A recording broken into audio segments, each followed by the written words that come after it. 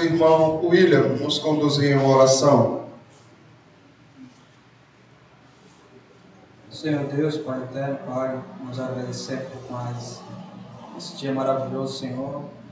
Um dia, principalmente, Pai, ouvir Tua palavra, refletida hoje, Senhor. Peço, Senhor Deus, dê-nos sabedoria e entendimento para que nós podemos entender Tua palavra. Amém. Através do Teu Espírito Santo, Senhor. Nos ajude, Pai, nos alcançar o objetivo correto. Sabedoria, Pai, para que Teu povo possa seguir os mandamentos certos. Amém. E nós seja filho obediente diante da Tua palavra, Senhor. Nos ajude, Pai. Agradeço em nome do Teu Filho Jesus. Amém. Meus irmãos, o texto de Lucas, Jesus Cristo mostra o quão astutos são as pessoas do mundo, não é? As pessoas que não o seguem. Ele só tem um propósito: ganhar vantagem. A única coisa que as pessoas mundanas anseiam é por vantagem. Na desvantagem eles se perturbam, ficam mal, ficam deprimidos, porque só querem ganhar vantagem. Aí veja a história que Jesus Cristo conta aqui.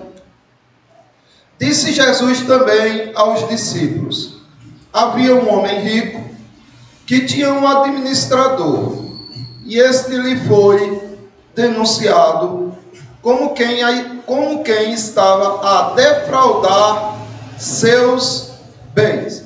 Então foi levantada aqui uma denúncia de que o empregado estava furtando, defraudando, prejudicando os bens do seu patrão.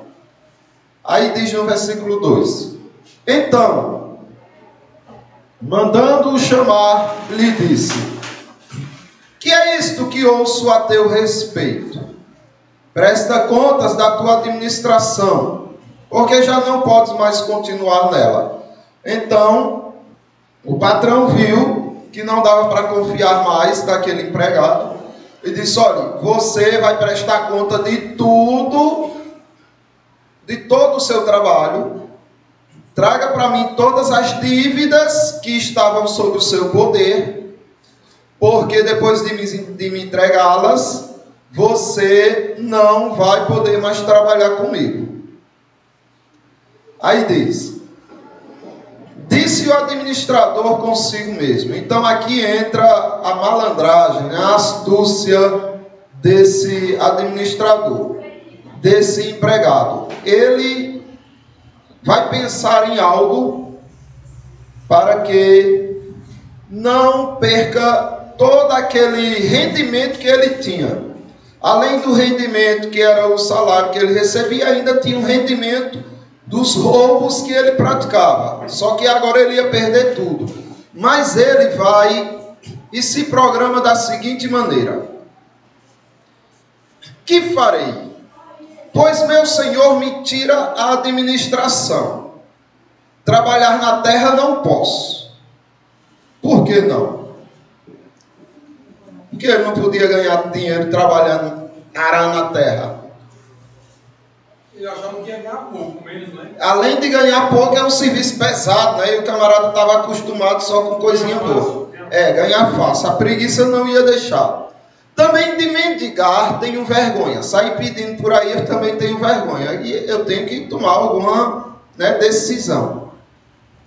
Eu sei o que farei, para que quando for demitido da administração, me recebam em suas casas. Eita, então agora ele tinha um plano aonde isso o faria trabalhar de graça, ou comer de graça. Nem trabalhar mais ele precisava. Ele disse: olha, eu tenho um plano para quando eu estiver desempregado, eu chego na casa das pessoas, elas abram a porta, me ofereçam comida e dormida, e eu estou totalmente garantido, mesmo sem precisar trabalhar. E aí ele continua: tendo chamado cada um dos devedores do seu senhor, disse ao primeiro: quanto deves ao meu patrão? Respondeu ele: 100 cados de azeite. Então disse: toma aqui toma a tua conta, assenta-te depressa e escreve 50. É 100, eu vou te perdoar de 50. Escreve na dívida aqui 50. E aí ele foi e escreveu. Depois perguntou ao outro: tu, quanto deves? Respondeu ele: 100 coros de trigo. Toma a tua conta e escreve 80. Então observe que ele está cada vez mais adquirindo o prestígio daquelas pessoas. Ele queria vantagem, aquelas pessoas queriam vantagem. Então estava todo mundo igual, né? Não tinha nenhum honesto ali. Porque se tivesse um honesto, dizia: não, senhor, eu devo isso ao seu patrão, eu vou pagar isso. Mas aí ele, querendo vantagem, aceita e escreve uma conta mínima, né? Só que agora ele tem o dever de estar acolhendo aquele homem que aparentemente estava fazendo para ele um favor. Aí continua. Aí é que está. E elogiou o Senhor, o administrador infiel, porque se houvera atiladamente. Porque os filhos do mundo são mais hábeis na sua própria geração do que os filhos da luz. Aí o Senhor Jesus Cristo está fazendo uma afirmativa. E eu pergunto a vocês, essa afirmativa de Jesus Cristo, de que os filhos do mundo são mais hábeis, habilidosos, sábios na sua própria geração do que os filhos do mundo, isso daí é uma afirmativa, uma denúncia que está determinada, ou isso pode ser mudado? O que é que tu acha, William? É bem interessante, né? Como Deus age, né? Mas também na pessoa também surge uma responsabilidade também, né? Porque tem na Bíblia também diz, né? Que até os filhos das trevas são mais fiéis do que os filhos da luz quando ele está sendo desonesto. Mas a Bíblia também diz que nós temos que prestar conta, né, das coisas, como o próprio Cristo fez, né? Se tornar os meus imitadores, né? Eu quero dar aqui um exemplo sobre a questão do emprego. Um dia eu trabalhei no Grande Hotel, e aí eu trabalhei à noite. Aí surgiram uns 4 pessoas que foram no primeiro andar, e era negócio de dinheiro, né? Tinha muito dinheiro em cima da mesa, e eu, como zelador lá, que eu cuidava, né? Não também só o zelador, era um mensageiro. O que é mensageiro? É que leva as bagagens e faz o atendimento. Aí quando foi 1h da manhã, né? E tinha umas 3 pessoas lá, né? Ou se brincar, talvez a mais. E deixaram um pacote, né? De dinheiro ali em cima, né? E não sei se foi fazer algum teste ali, né? Nesse momento. E tinha lá em cima. Depois, quando eu fui para o 3º andar, que me chamaram para pegar umas camas e levar para o 5º andar. Aí quando depois eu desci, eu não vi mais aquela pessoa mais. 4 pessoas, né, que estavam lá negociando lá algumas coisas. Não sei qual é, mas não fiquei muito intenso da olhando ali. Aí quando foi no outro dia, aí a dona Neide, que é a gerente, né, do Grande Hotel, me ligou para mim e disse assim: olha, um pessoal ligou para mim e disse que não tinha dinheiro, estava faltando dinheiro, né? Aí o que eu fiz? Não, mas eu trabalhei à noite e eu não peguei o dinheiro, não deixei lá, né? E o que eu quero dizer? Diante de Deus eu fui fiel, porque eu não peguei, fui inocente, não tenho nada a ver com isso, mas sempre o patrão, ele sempre vai testar a pessoa, ele sempre vai saber quem é você ao seu lado, se você vai ser fiel mesmo naquilo, o que você vai fazer. E aí depois, com o tempo, foi surgindo e encontrou, né, quem foi, né, a pessoa. O próprio do grupo dele pegou e guardou. Aí pensei que não era eu. Então você vê assim, eu trabalhei sendo fiel diante da presença de Deus, passei por uma situação meio delicada e tal nessa área, E quando tinha alguma coisa, tipo, eu mexia em questão de colar, dinheiro e tal, eu sempre, diante da presença de Deus, sempre falava, olha, eu vi e está ali guardado. Eu sempre deixei bem na recepção.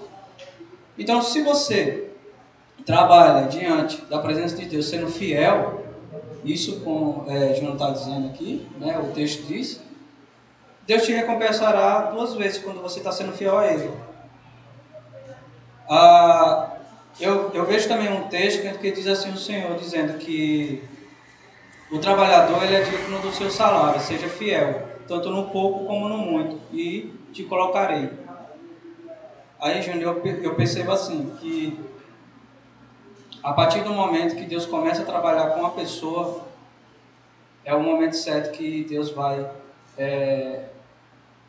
manifestar, né, o poder dele sobre aquela pessoa. Muito bem. Isso daí são determinações do Senhor para conosco. Precisamos ser fiéis. É o fato. Não é? Não podemos agir como o mundo age, no sentido da desonestidade. Mas porque aqui o Senhor faz um elogio. O camarada defraudou os bens dele, depois vai nos outros, defrauda mais ainda os bens do seu patrão, numa astúcia muito, muito grande, ele vai defraudando e o seu senhor elogia esse administrador infiel. Esse administrador era digno de elogio? O que é que vocês acham? Alguém quer comentar alguma coisa? Se quiser, levante a mão e a gente passa o microfone, viu? Se ele não era digno de elogio, por que o Senhor elogiou? Depois que ele faz tudo aquilo, diga, leva ali, Jobson, por favor.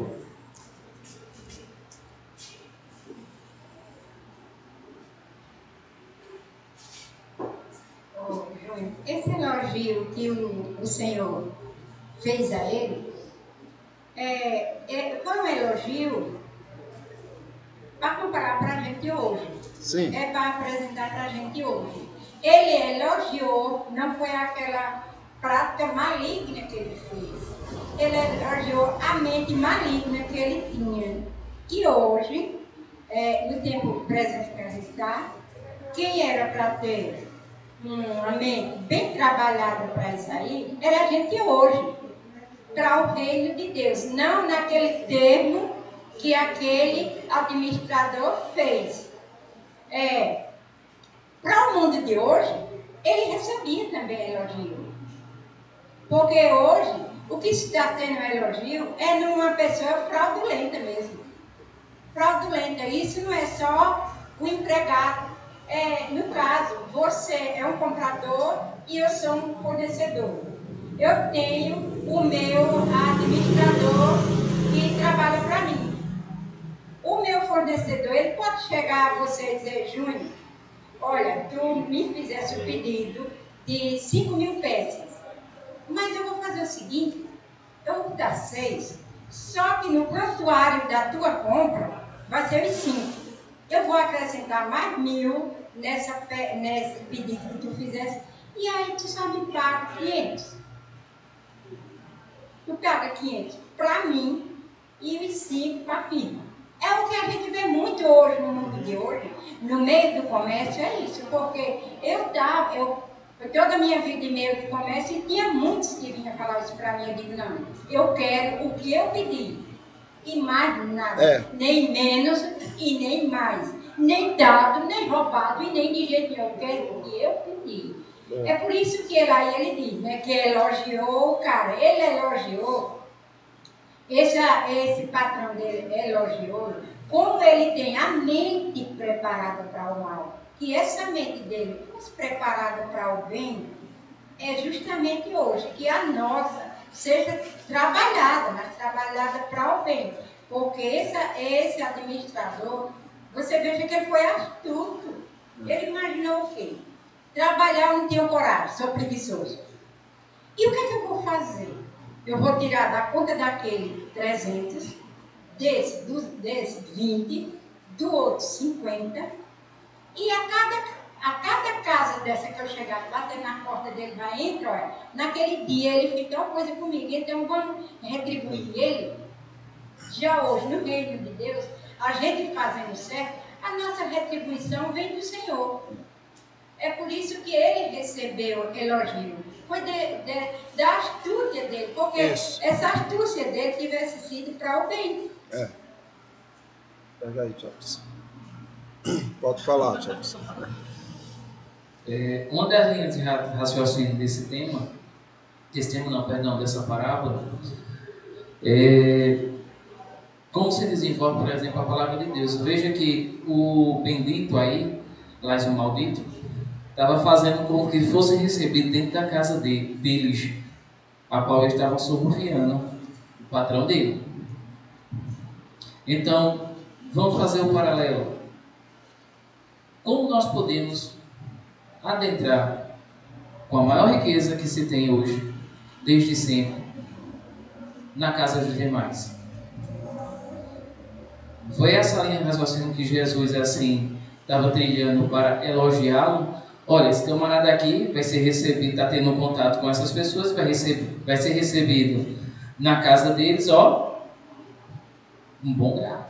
Porque ele fez o quê? Ele fez uma estratégia ao qual ele vai ter que ser recebido. Nós, qual é a estratégia que nós estamos fazendo para que assim sejamos recebidos na casa dos demais? Isso mesmo. Sabendo que a principal linha dentro dessa parábola está entre riqueza e obediência à palavra de Deus. Não vai ter como agradar dois senhores, como bem está escrito na continuação. Salvo engano, capítulo 16, ele deixa bem claro, principalmente para os fariseus, a qual competia sim guardar e obedecer a palavra de Deus. E eles eram o quê? Avarentos. Então imagine você, o que é que eles estão fazendo com essa riqueza que Deus assim deu para eles? Porque os ímpios estão muito bem ao ponto de entrar na casa dos demais e serem bem recebidos. A riqueza maior que há na face da terra, a palavra de Deus, o que é que vocês estão fazendo? Como vocês estão ajudando os demais para que vocês sejam bem recebidos na casa dos demais? Eu acho que tem esse paralelo dentro dessa situação. É isso mesmo. Então, observe. É dentro disso daí que a irmã do Carmo e Jobson falou. Não é? O que ele está elogiando aqui é a forma de que, olha, esse homem, ele acredita naquele ditado de ganhar fácil as coisas, né? de ganhar vantagem em tudo. Então ele sempre trabalhou desse jeito, ganhando vantagem em cima do patrão. Só que quando o patrão descobre, o demite. E agora ele pensa, perdi agora, o que é que eu faço? Eu não tenho mais em que trabalhar. Eu tenho que tomar alguma posição. Veja, ele poderia, digamos, esconder algumas dívidas e depois ir receber pessoalmente dessas pessoas. Mas ele foi mais sábio que isso, porque até essas dívidas um dia ia acabar e ele... Mas a amizade ia ficar para sempre. Então ele diz, eu vou me passar por amigo, né? Me passo por amigo dessas pessoas, conquisto a amizade deles, depois que eu tiver um monte de amigos, eu não faltará nada para mim. Então observe, com a astúcia dele, ele age para ganhar amigos, para que possa entrar na casa dessas pessoas. É isso que o Senhor está dizendo, olha, vocês também podiam estar fazendo o mesmo. Porque os filhos do mundo precisam ser mais sábios que os filhos da luz. Porque os filhos do mundo, quando acreditam em uma coisa, eles fazem absurdos para chegar até lá. E os filhos da luz, não, é difícil, não, isso incomoda, eu não estou com vontade. Então veja aonde está a diferença. Lembra dessa sociedade fabiana, dessa seita que infestou todos os ambientes que você imagina? Infestou a política, infestou as igrejas, infestou a sociedade, infestou a cultura, infestou a mídia. Essa seita, ela se infiltrou por onde você imaginar. inclusive nas igrejas. De que maneira? Com essa astúcia maligna. Mas eles acreditavam no que...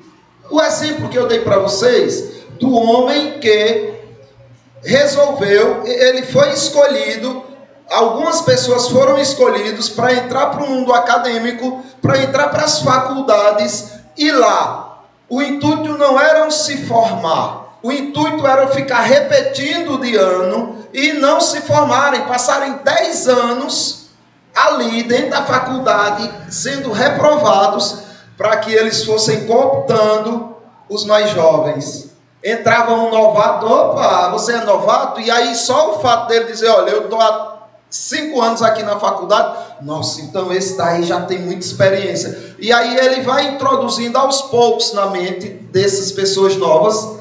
E por que eles escolhem justamente faculdades? Vocês acham qual o objetivo disso? Porque veja, a faculdade vai dar gabarito a uma pessoa de ter acesso a muitas outras pessoas.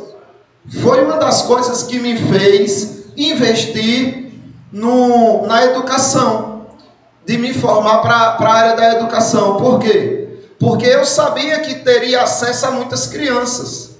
Mas, me diga, Samara, você que é professora, por exemplo, se você não fosse professora, você acha que teria o acesso que tem hoje a todas as crianças que você ensina?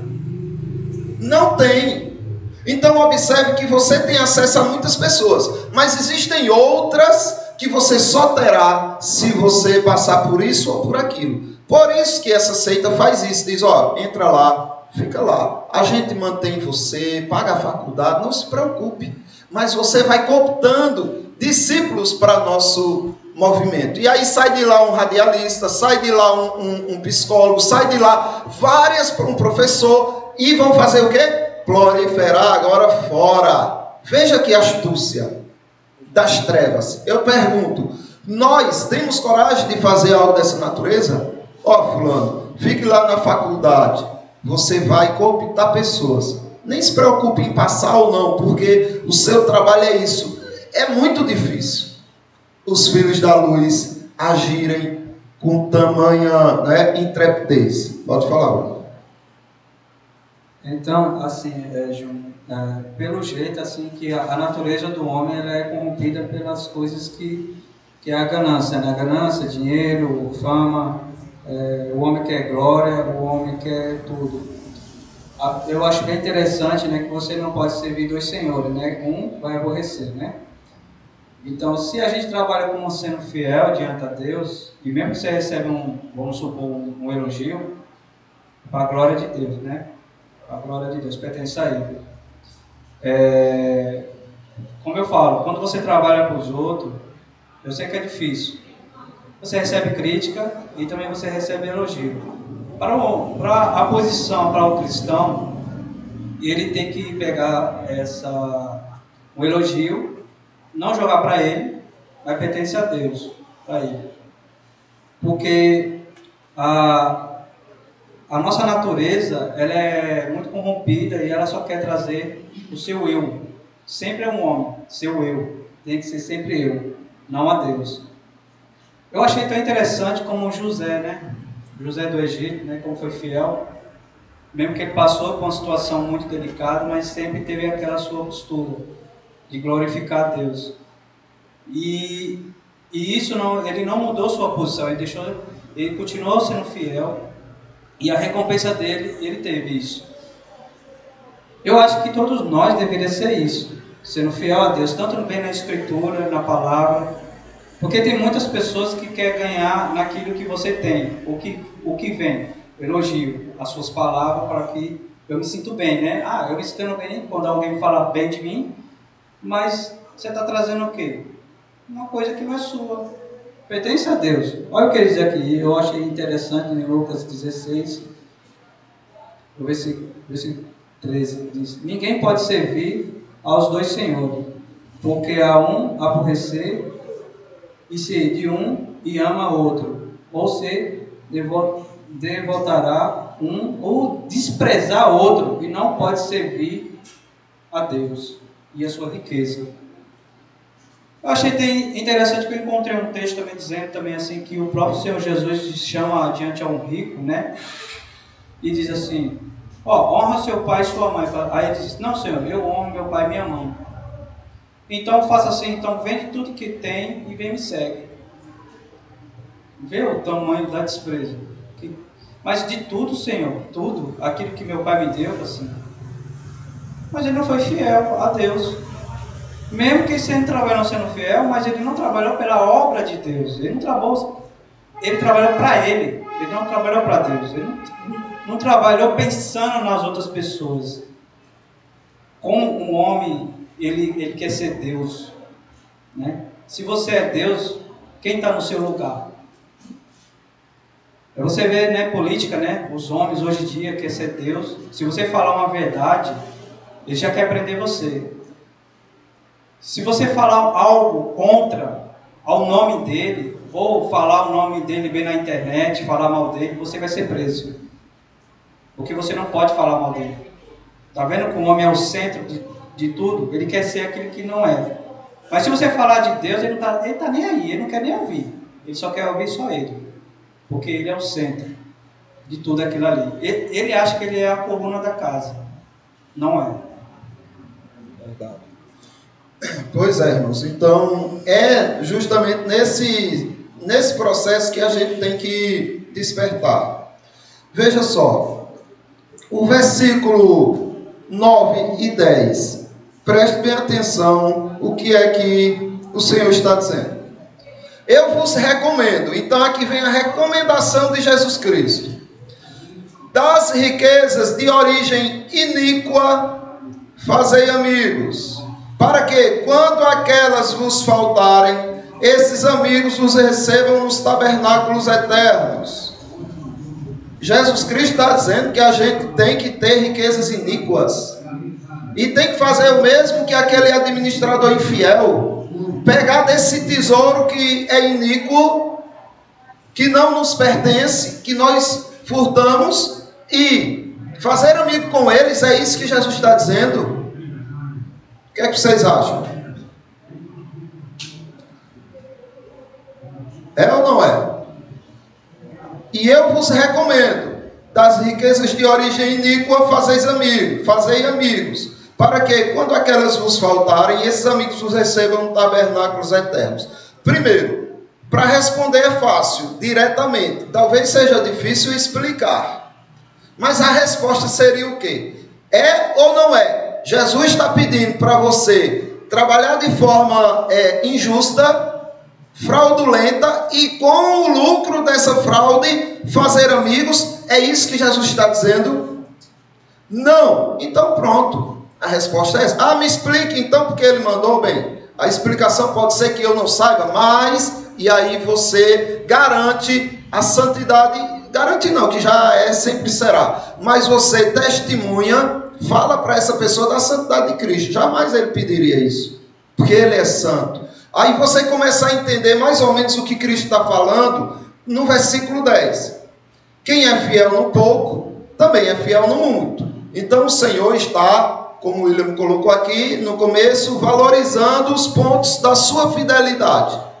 Agora ele vai falar dos injustos. Aí ele diz, e quem é injusto no pouco, também é injusto no muito.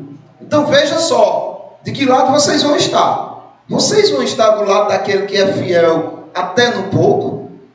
Ou você estará do lado daquele administrador infiel, injusto, que foi injusto no pouco e depois sobre o muito também foi injusto, certo? Então, que riqueza iníqua é essa? Nós vamos começar a entender ela agora, tá? Versículo 11 e 12 ele diz, se pois não vos tornastes fiéis na aplicação das riquezas de origem injusta, quem vos confiará a verdadeira riqueza?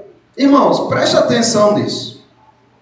Jesus Cristo está dizendo assim, olha, como é que você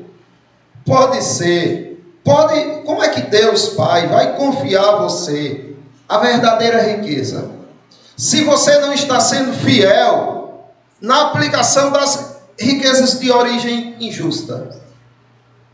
Vocês têm riqueza de origem injusta? Tem? Acho que não, né? Porque Jesus Cristo está dizendo para você, para mim, olha, está vendo essas riquezas injustas, de origem injusta, que vocês possuem? Pois use ela de forma fiel na aplicação, porque só assim Deus confiará a verdadeira riqueza. Oi, pode ir. Isso vai suar hoje. Deus, em sua caminhada, Jesus Cristo em sua caminhada, em dado momento, todos vão lembrar, falou de quem, quando pegou a moeda, né, para pagar o tributo, de quem é essa cara? De César. E Deus falou, dá a César o que é de César, dá a Deus o que é de Deus. Mas ele, sendo dono de tudo e todos, teve que pagar tributo? Sim. Ilicitude na questão de riquezas, dinheiro, posse, poder e sucessivamente, patrimônio. Quem comprou, por exemplo, um CD ou DVD pirata? Eu creio que aqui, tirando as crianças, eu acho que todos os adultos. É justo? Não. Então nós temos riquezas injustas. Só que... Porém, lógico, Deus sabe todas as coisas e cada um com a sua peleja para que, né, o quanto antes, sim, se redimir e buscar cada vez mais santidade até que Cristo venha ou nos leve antes da vinda dele. Aí a gente vem justamente para esse texto e se nós prestarmos atenção novamente, tirando exegeta, sendo exegeta, né? Os fariseus ficaram irados, não foi isso? Jesus Cristo estava assim, cutucando os fariseus, né? Que não vai abranger adultos, o que está acontecendo agora. No puxão de orelha, né? Que Jesus está dando, em específico aí para os fariseus, e sim, para nós. Por favor, não interpretem mal. Mas os fariseus que tiravam dos seguidores o dízimo do coentro, o dízimo da cebola, dos alhos silvestres, tiravam. Era de maneira injusta ou justa? Injusta. E por que injusta? Embora aqueles que estavam dando, não estou dizendo que não estavam dando de bom coração, não estou indo para esse mérito, mas para com aqueles que pegavam essas riquezas e o que eles fariam com elas. Jesus está dizendo, irmão, calma aí, irmão não, perdão, fariseus, o que vocês estão fazendo com essa riqueza? Olha como esse aqui está sendo mais prudente do que vocês, porque está pensando, tem uma estratégia muito, mas muito ardilosa, ao ponto de chegar a entrar dentro da casa dessas pessoas, mesmo não tendo nada e ser bem recebidos. E vocês estão fazendo o que com essas riquezas? Aí chega num dos pontos ápice, dentro da parábola. E a maior riqueza de todo o mundo? Vou confiar a vocês? Vocês estão sendo injustos no pouco, porque isso aí não é nada comparado à riqueza de Deus. Vou confiar a vocês? E por que eu confiaria a vocês? Vocês estão sendo justos? É justamente nesse ponto aí, porque veja, o que está acontecendo aqui, você começa a discernir nessa parte do versículo 11 aí, ele faz um contraste, né? Ele faz um contraste entre duas riquezas. Qual é a primeira riqueza que ele fala? A de origem injusta, não é? Esse é um tipo de riqueza. E a outra? Qual é a outra riqueza que ele está falando aí? Tem dois tipos de riqueza. A verdadeira riqueza, tudo bem. E onde está ela? Aonde? No céu. Pertence ao Senhor.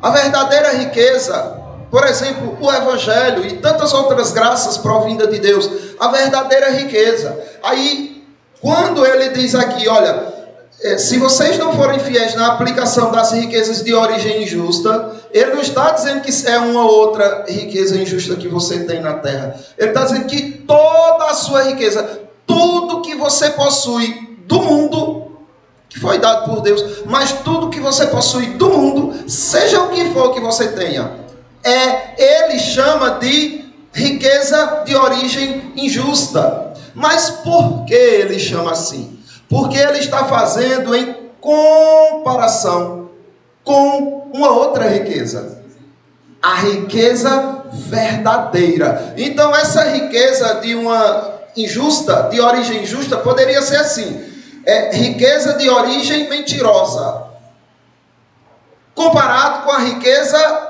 verdadeira.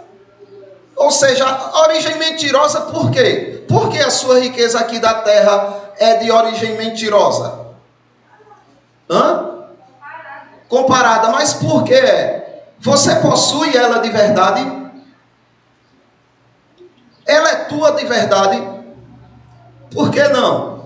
Porque você pode perdê-la a qualquer momento. Um ladrão pode vir e tomar e você vai dizer: mas não era minha, verdadeiramente minha. Não, falsamente sua. Você pensou que era sua. Você também pode morrer. E agora? Cadê aquela verdadeira riqueza que você achou que era verdadeira? Acabou-se. Agora, comparando com a riqueza do Senhor, se você a possui, quando é que você a perde? Por isso que ela é verdadeira, porque ela é sua e nunca sairá de você. Essa injusta ou essa mentirosa é enganação. É uma ilusão que temos de que somos isso, somos aquilo e temos aquilo outro. É só ilusão. Quer falar, Jobson? Não só vou botar uma noção para essa vaca para o não. É só para estar dentro do contexto do próprio. Está na palavra de Deus. Buscar primeiramente o reino de Deus, e as demais coisas serão acrescentadas. Vou me preocupar com o quê? Justamente. Os passarinhos. O Senhor dá. É isso aqui que o 12 está dizendo. E os fariseus estavam preocupados com o quê? E estavam despreocupados com as coisas do mundo. E despreocupados com as coisas de Deus. Então você observa o versículo 12. Jesus Cristo está explicando de novo. Ele diz: se não vos tornastes fiéis na aplicação do alheio, então essa riqueza de origem injusta, na verdade, é de origem alheia. De origem alheia é que não te pertence. Se não pertence a você, pertence a quem? Ao mundo. Não é teu, é do mundo. Como é que você pode dizer isso? Veja para quem vai ficar depois de você morrer. É daquela pessoa. Também não é. Porque quando ela morrer, também não vai ficar com ela. Então observe, Jesus Cristo está falando de injusta, origem injusta, no sentido de dizer: você pensa que é sua, mas não é de outro. É do mundo. Então você está pegando as coisas do mundo para agir de forma infiel diante do Deus que te confiou a verdadeira riqueza. Ele vai continuar te confiando a verdadeira riqueza se você só pensa na riqueza alheia do mundo, injusta, mentirosa, falsa. É bem interessante também, né? O que o Júnior falando e Jobs também falou com as agora. O mundo ele pode lhe dar, mas quanto tempo? Ele pode retirar. O próprio Cristo disse que também, né, tem atrasos, os ferrugem, tudo corrói. O dinheiro perdeu seu valor, né? É interessante. Isso é só uma ilusão, nos engana todo o tempo. E o reino, quando o Cristo fala, né, a promessa, né, a gente já descobre tudo na Bíblia, né, Abraão, a promessa que Deus dá para Abraão. E é interessante em título, né, capítulo 1 do versículo 2, ele diz assim: na esperança da vida eterna, que o Deus que não pode mentir e prometeu antes dos tempos eternos. O mundo pode enganar você. Riqueza, isso dura pouco tempo. Você compra um sapato hoje, amanhã você já está querendo outro. Você compra um celular hoje, amanhã eu quero outro. Eu quero um iPhone, eu quero isso e tal. Vê, O diabo lhe dá uma coisa, ele retira outra. Então você vê como, às vezes, a gente tem isso, é para a gente sobreviver. Eu estava falando para minha irmã ontem, eu estava dizendo assim, olha, a gente trabalha não é para ficar rico, mas para sobreviver. É só isso. Então, o que a gente tem que botar na nossa mente? Em Cristo, a esperança que Ele quer dar para a gente é o quê? O reino. Como Ele diz, né? Antes dos tempos eternos, Deus prometeu antes, e Ele não pode mentir. É verdade.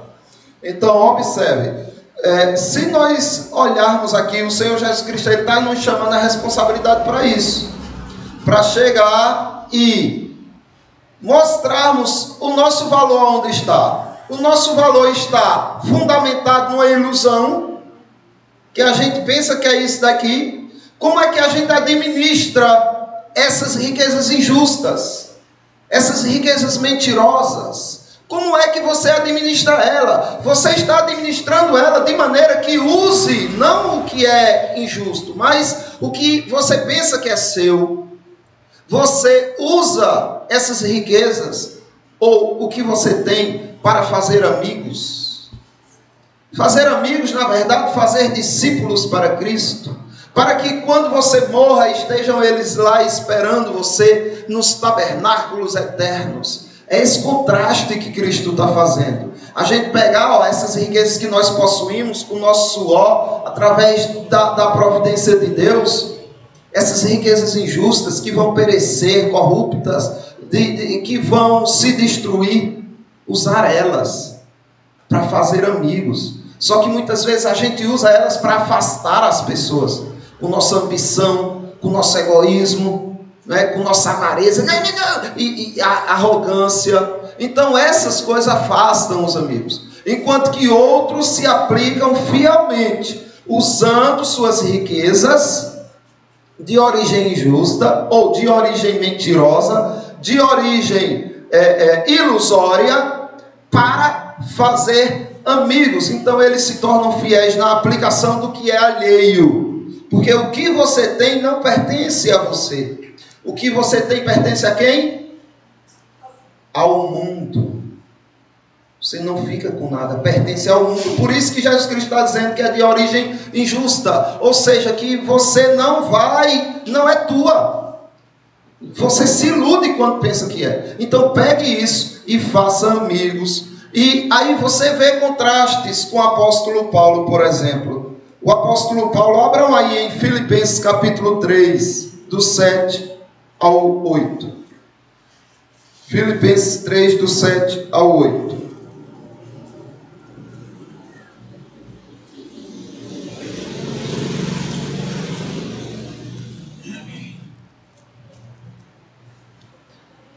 Veja o que diz.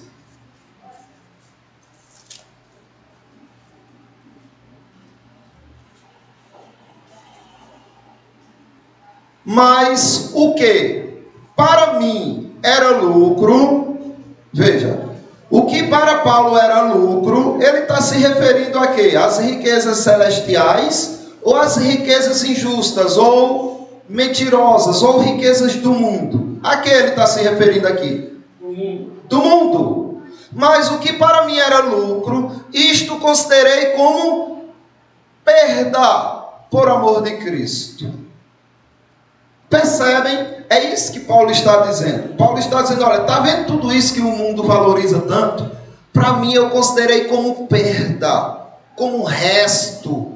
Sim, deveras considero tudo como perda, por causa da sublimidade do conhecimento de Cristo Jesus, meu Senhor, por amor do qual perdi todas as coisas e as considero como refúgio, como sobra, como resto, para ganhar a Cristo.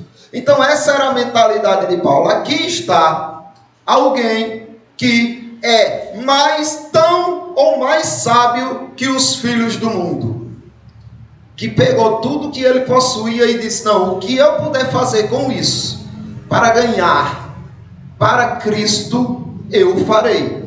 E aí ele administrou essas riquezas injustas que ele tinha para conhecer mais a respeito de Jesus. Agora veja só, como o mundo vê a tua riqueza. Qual é a sua riqueza? A verdadeira ou a falsa? É a verdadeira, não é? É aquela que vem de Cristo. Tudo bem. Paulo nos contou como ele vê a riqueza do mundo. A riqueza que ele tinha trabalhando e conquistando com seu próprio suor. Ele olhou para essa riqueza como sendo injusta, sem valor e considerou perda. É assim que um cristão verdadeiro olha para os bens dessa vida. Para mim, tanto faz. Eu tenho como não ter. Certo? Se eu puder usar para a glória de Deus, amém. Se eu não puder usar, é melhor nem ter. Certo? É assim que ele pensa. Agora, como é que o mundo olha para a tua riqueza? A verdadeira. Ele olha como? Hã? Desprezando, né? Veja aí 1 Coríntios capítulo 4, do 11 ao 14.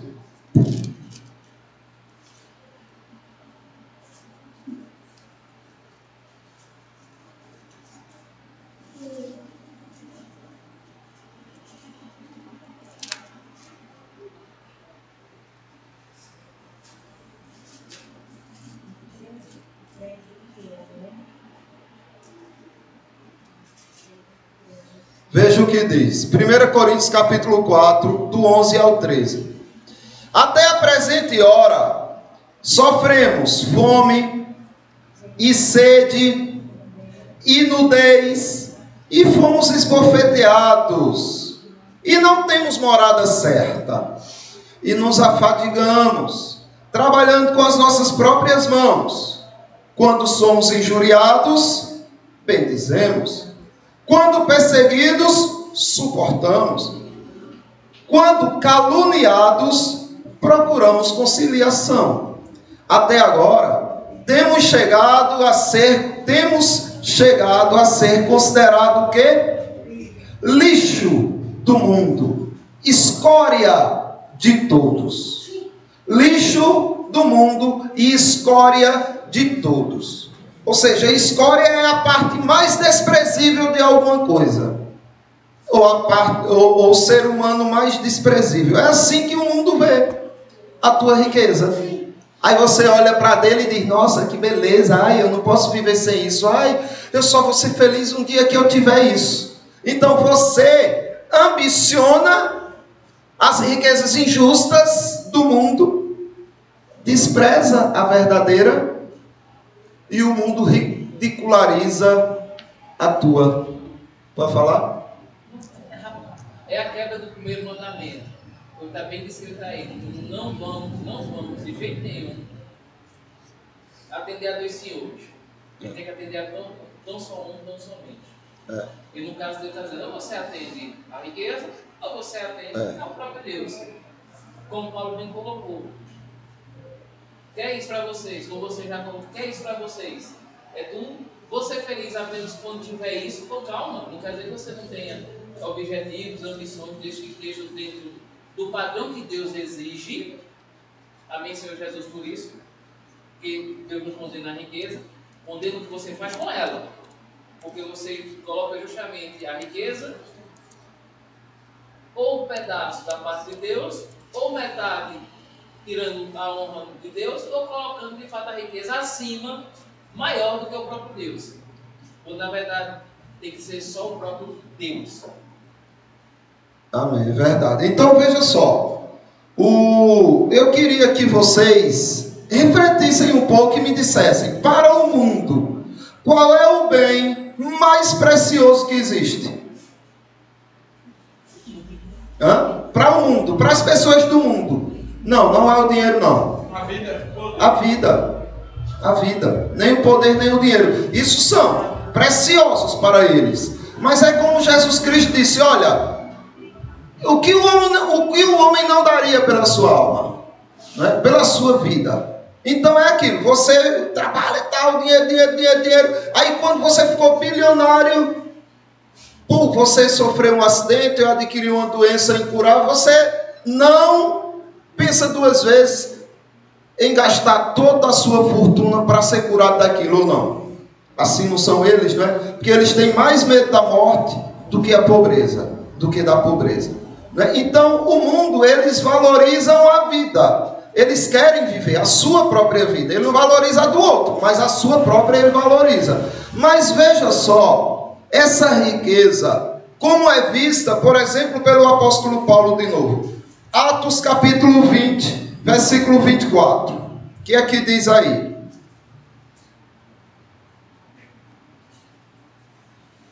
Veja só, Atos capítulo 20, versículo 24. Porém, em nada, preste bem atenção, porém, em nada considero a vida preciosa para mim mesmo, contanto que complete a minha carreira e o ministério que recebi do Senhor Jesus para testemunhar o evangelho da graça de Deus. Então a maior riqueza do homem é a vida. E para Paulo isso era uma riqueza corrupta. Para Paulo isso era uma riqueza mentirosa, uma riqueza falsa, porque ele sabia o que Jesus Cristo tinha dito a ele.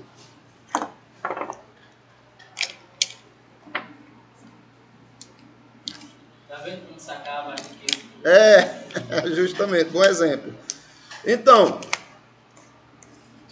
ele sabia que essa riqueza da vida dele, Jesus Cristo já tinha ensinado sobre ela. E Jesus Cristo disse: olha, aquele que não aborrecer a própria vida e vir após mim, não é digno de mim.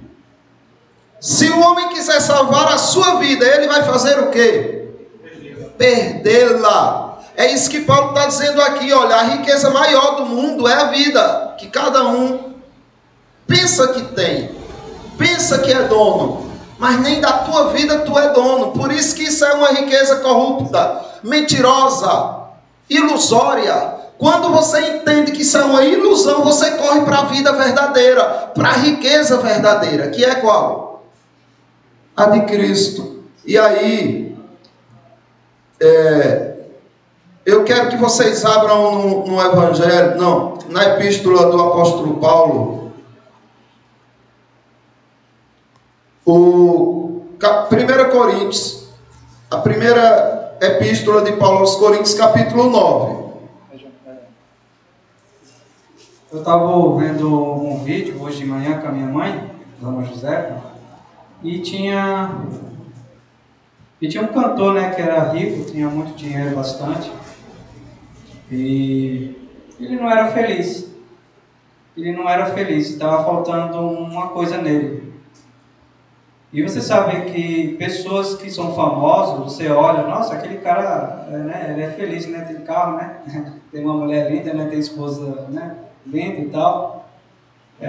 Jogadores também famosos, né, você olha ali, né, a tabela lá, né, do Instagram dele lá e tal, né, feliz.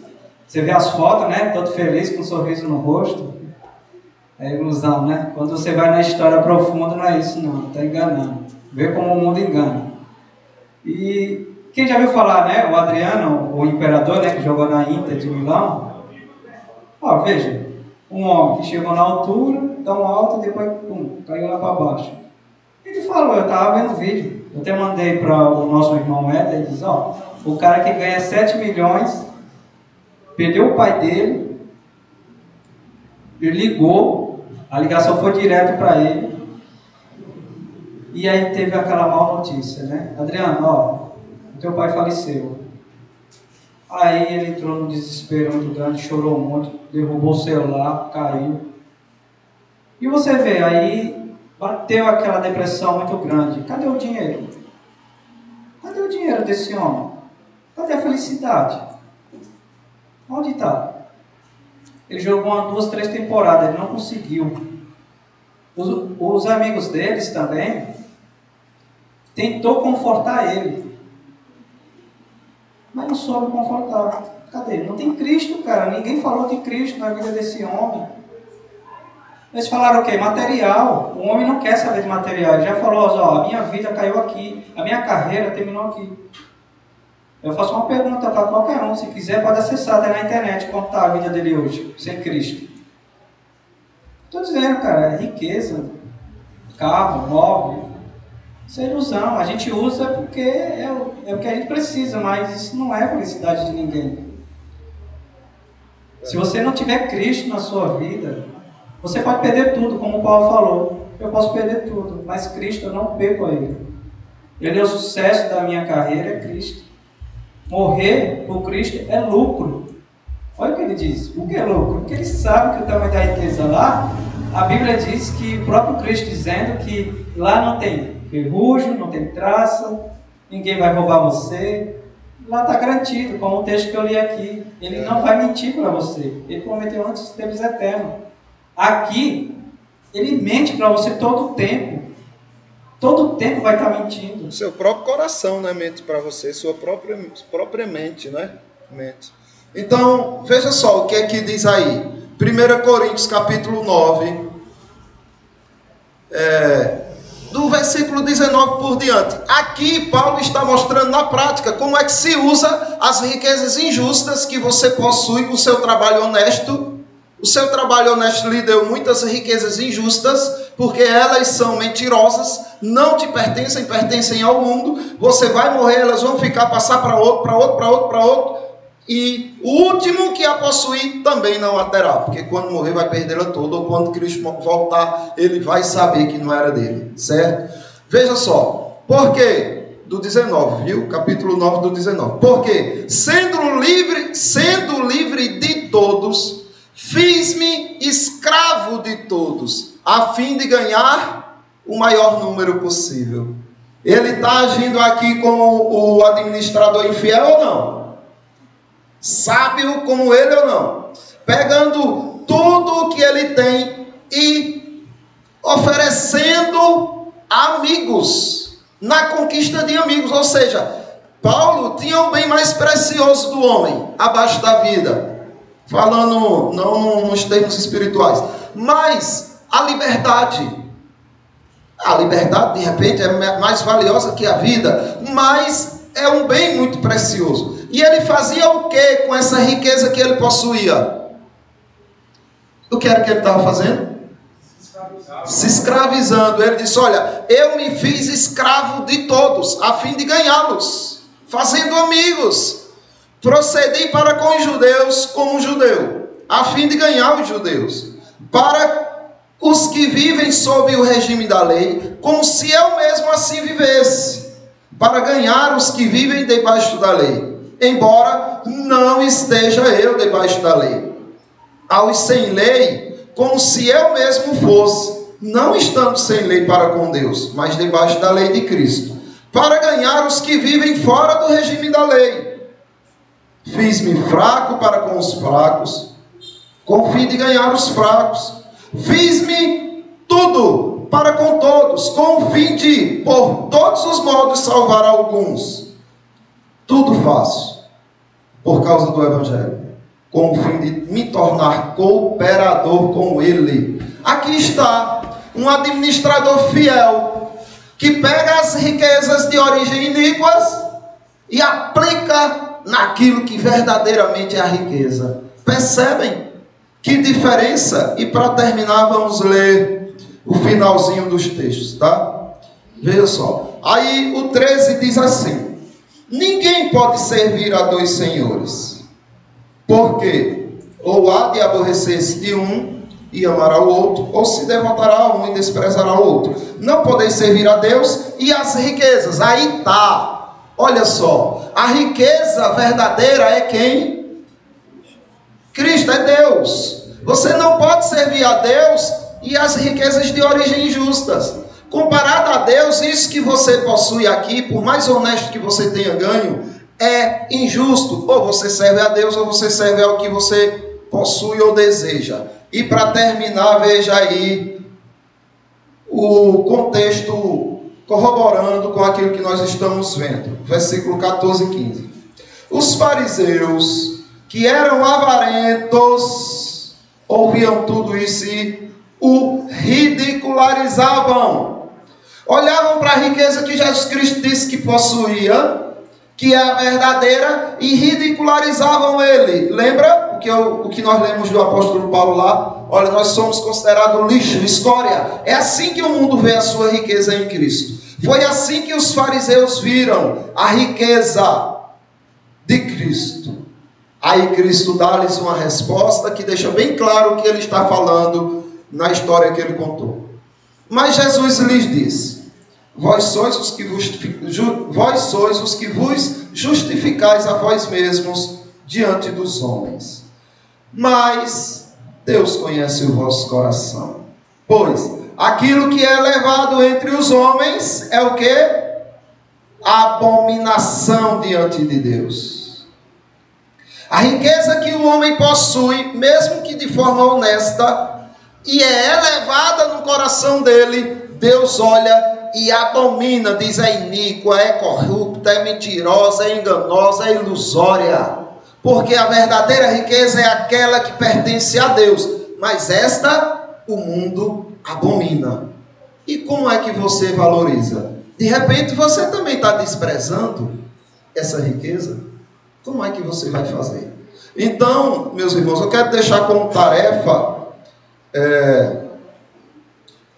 eu ia ler um texto aqui com vocês, mas só vai dar tempo na próxima aula, certo? Atos capítulo 17, do 22 ao 34.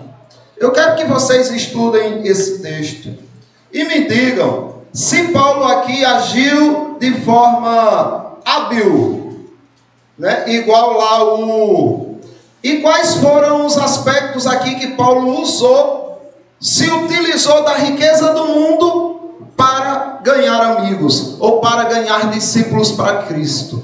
Atos capítulo 17, do 22 ao 34. Vocês vão descobrir uma estratégia de Paulo, aonde Paulo pega os bens do mundo, que nem a ele pertencia, né?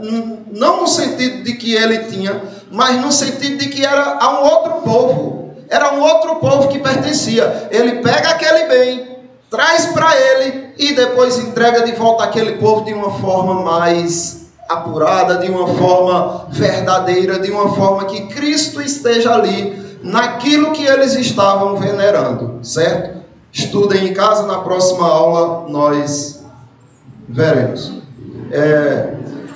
William, quer fazer alguma consideração final? Alguém quer fazer alguma consideração final aí? Agora vem, não, é porque senão a gente precisa valorizar o som aqui, senão o povo não aceita. Não é o que você tem, e sim o que você faz com ele. Amém. É verdade. Aquilo que nós possuímos, se nós fazemos de forma que não contribui com o Evangelho, aí a gente está sendo infiel no pouco. E seremos também infiéis no muito. Por isso que Ele não nos confiará a verdadeira riqueza. Ok, irmãos? Eu vou pedir para o nosso irmão Pietro fazer uma oração. Calma aí, Pietro. Nós estamos treinando a coragem dos irmãos. Vai. Vai, homem. Um dia tu vai ser político, talvez. Se tu puxar teu pai, tu já tem como. Vamos ver. O futuro dirá. Bota na boca.